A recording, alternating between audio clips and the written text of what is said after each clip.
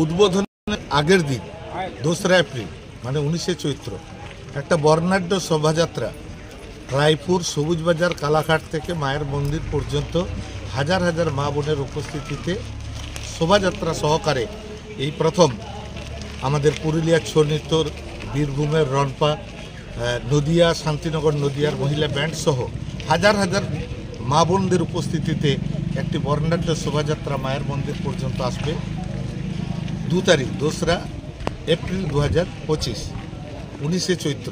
এই অনুষ্ঠানটিকে সাফল্যমণ্ডিত করার জন্য এলাকার প্রত্যেকটি মা বোন শঙ্খ এবং ধূপ সহ আসার জন্য আবেদন জানাচ্ছি আপনাদের মাধ্যমে। আর 3 তারিখে উদ্বোধন সকাল 7:30 থেকে 9টা মা মহামায়া তার আলোয় নিজের আলোয় পৌঁছে যাবেন এবং এই যাওয়ার পথটিতে কোনো মানুষের দেখার কোনো সুযোগ নেই। মা মহামায়াকে কেবলমাত্র পুরোহিত যারা আছেন তারাই মা মহামায়াকে তার অস্থায়ী মন্দির থেকে তার নবনির্মিত নতুন মন্দিরে নিয়ে যাবেন। পুরো রাস্তাটি দেখার সুযোগ নেই, কোনো ড্রোন টিভি করা যাবে না, কোনো ছবি তোলা যাবে না। মাকে যখন যাবেন কারো দেখার কোনো সুযোগ নেই। এটাকে সবাইকে অনুরোধ করব, এটা রক্ষা করবেন। আর তারপরেই 10টার সময় উদ্বোধন হবে। 10টায় উদ্বোধন হয়ে যাওয়ার পর 11:30 থেকে আমরা ঠিক করেছি লক্ষ মানুষ যারা সমবেত হবেন তাদের সবাইকে এই প্রথম মায়ের মন্দিরে লক্ষাধিক মানুষকে আমাদের মায়ের অন্নপ্রসাদ খাওয়ানো হবে। 11:30 থেকে বিকাল 5টা পর্যন্ত এই অন্নপ্রসাদ বিতরণ অনুষ্ঠানটি চলবে। আমি এই অন ক্যামেরা আপনাদের কাছে সবার কাছে অনুরোধ করছি কমিটির পক্ষ থেকে যে এইটা আপনাদের অনুষ্ঠান, এটাকে সর্বাঙ্গীন সুন্দর করার জন্য আপনারা এগিয়ে আসবেন। প্রত্যেকে স্বেচ্ছাসেবকের দায়িত্ব পালন করবেন।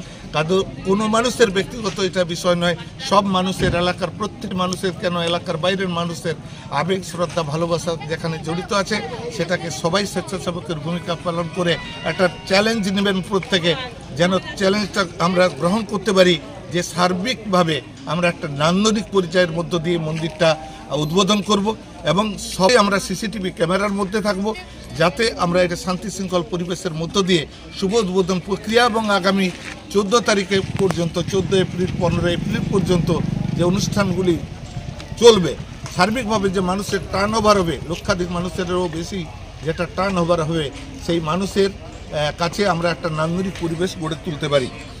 আর অনেকের মনে হতে পারে যে এত মানুষের জন্য আসা যাওয়াতে অনেকে মনে হতে পারে যে তাহলে কি সমস্যা হবে। না, কোনো সমস্যা হবে না। সর্বতভাবে প্রশাসন সহযোগিতা করছেন। যথেষ্ট পরিমাণে আমাদের পার্কিং জোন রেট তৈরি করে দেওয়া হয়েছে। বিরাট কিছু দূরত্ব কাউকে হাঁটতে হবে না। আপনারা নিশ্চিন্তে আসবেন, অন্নভোগ খাওয়ার জন্য আসবেন, মন্দির দর্শন করতে আসবেন সবাই।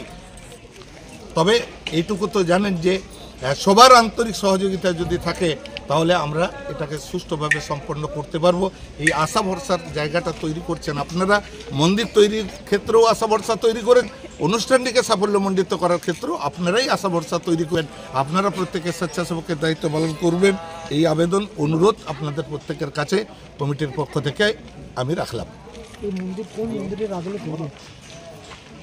এটা সম্মানীয় চন্দন রায় খাতড়া, তিনি হচ্ছেন যে মন্দিরটি সম্পূর্ণ ডিজাইন করছেন। আমরা তাকে সহযোগিতা করছি এটাই যে পুরোপুরি আলোচনা করে, কিন্তু পুরো সিদ্ধান্ত নেওয়ার অধিকার আমরা কমিটিগতভাবে ওনার উপরেই দিয়েছি। শুধু আমরা বলছি যে কিভাবে করলে ভালো হয়। তাই কোনো মন্দিরকে নকল করে এই মন্দির তৈরি হয়নি।